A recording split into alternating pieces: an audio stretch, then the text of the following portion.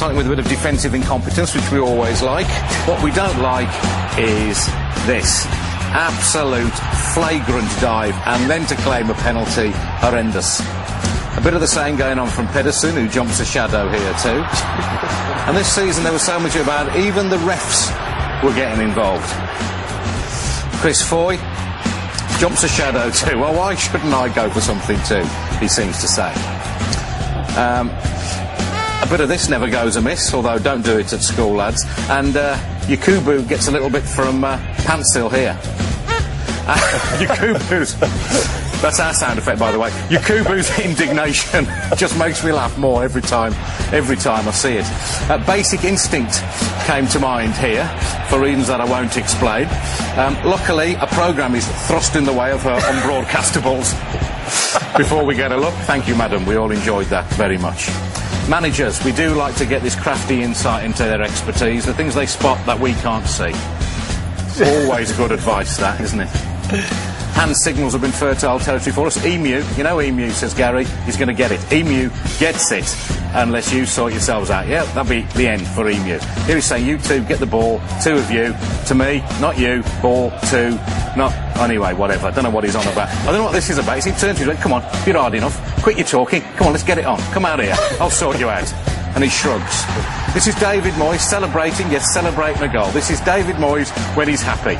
This is his happy face. In a moment he'll turn round, whip his coat off and fling it angrily at his own bench. Not quite sure what that's all about. Here's a metaphor for Man City's whole season. The manager stands up, the chair flits back, and he nearly ends up on his ARSE, but just about saves himself, as he has done till the end of the season.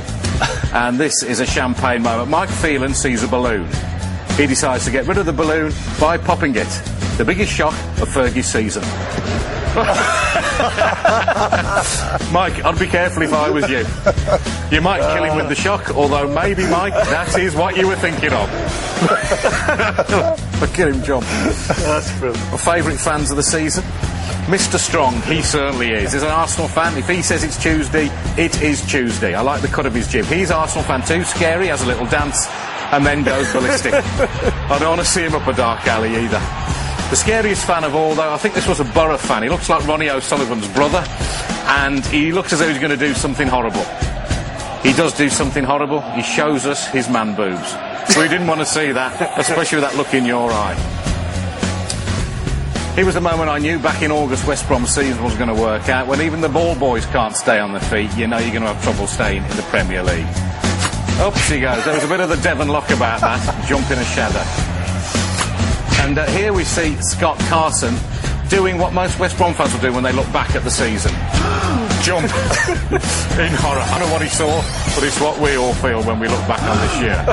Horrendous stuff. And finally, we don't want to see this. It's mascot abuse in the light of day at Stoke. Just quite disgusting. I can't believe we're showing it again, even if he is only pulling his tail out.